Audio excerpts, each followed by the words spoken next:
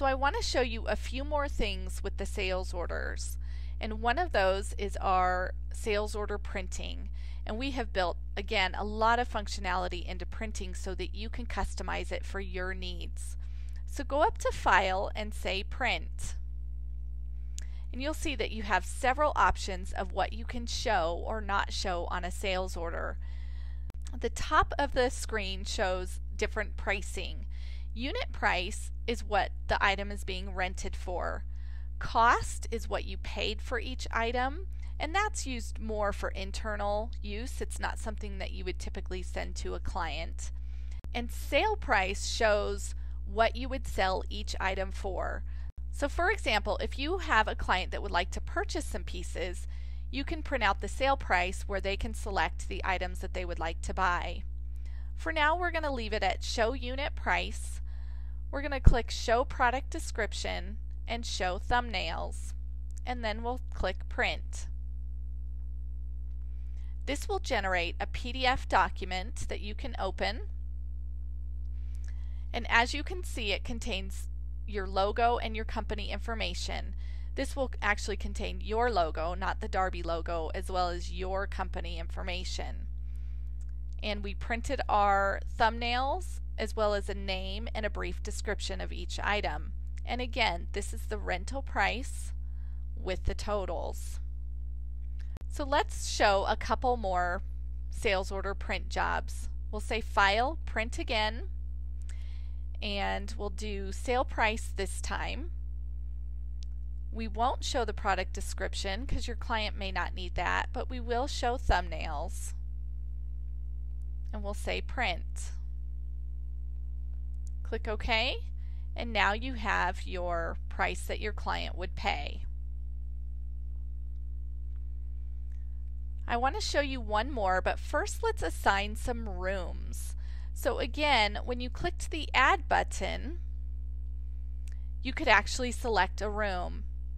You can also do that by double-clicking the item and assigning your room this way.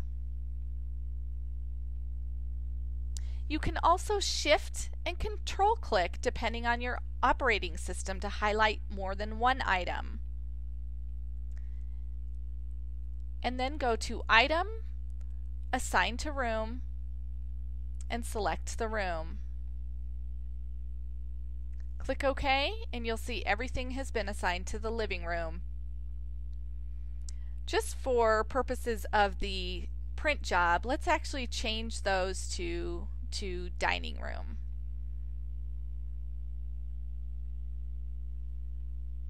Click OK. Then we'll say File, Print again, and we're going to say Show Thumbnails and Group by Room.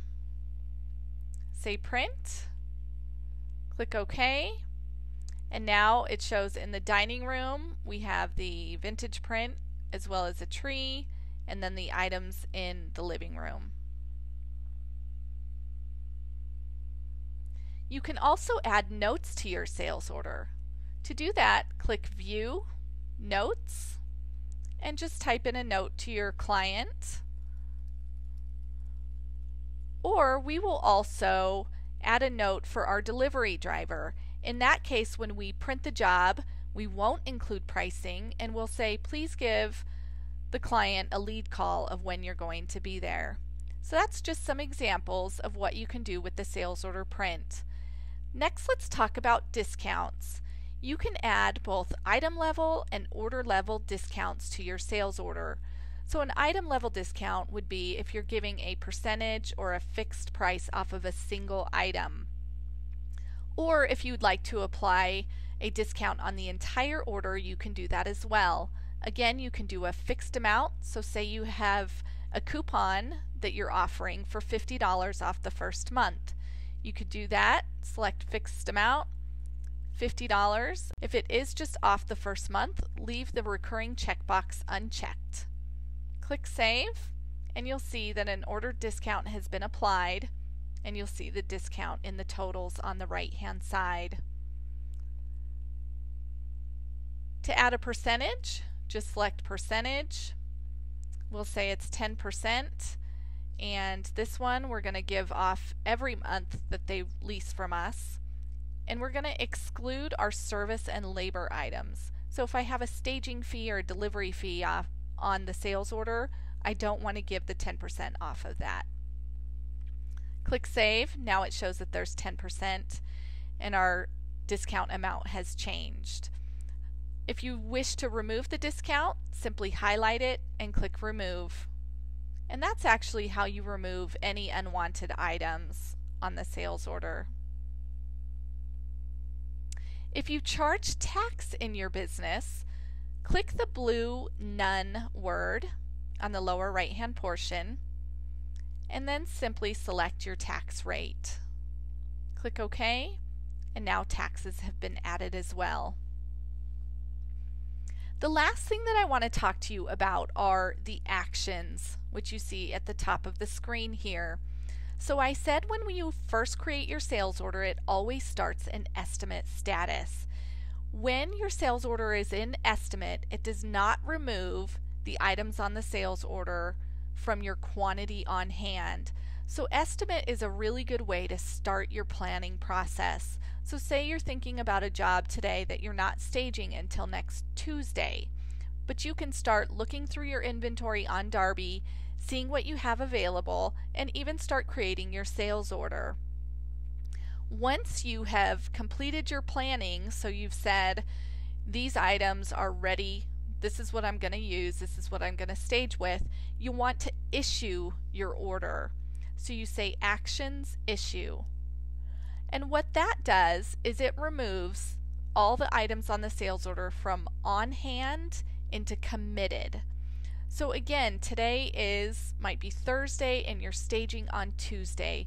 Well, you want to let yourself and your team members, if you have team members, know these items are set to go out to a job, but they're still at your warehouse or storage locker or your home.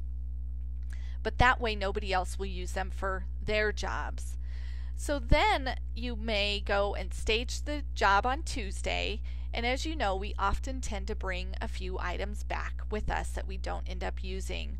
You can come right into your sales order afterwards, remove the items that you didn't use, and then what you'll want to do is fulfill the sales order. So you say Actions, Fulfill, and then you can give it a date, and again you'll want to have the date that you actually staged. So we'll say it's March 1st and click OK. Now it moves those items from committed to contracted, and I'll show you those in the inventory screen. So we'll click Save on the sales order, then click Inventory, and for example we had a Kaylee item on our sales order, and you can see that there are 3 coffee tables on hand, none are committed anymore, and 1 is contracted. If you double click that item and say View Sales Orders, you can see exactly where those items are. You can even double click the line item to show the sales order. So let's take a look at that one more time with the item that is on the sales order. And here's our Denise Whitman on paper flower. And you can see that it's a Kaylee sofa table. Now those items, those actions that we went through can absolutely be done all at one time. So it depends on how you do your staging process. You may take items to the house, decide what you're going to leave there, then come back and create your sales order after you've staged a house. In that respect, then you'll just go through, create your sales order, issue it, and fulfill it one right after the other. Again, it just depends on how you run your business. So for the most part, this covers our sales order creation. Please see our other tutorials for more information.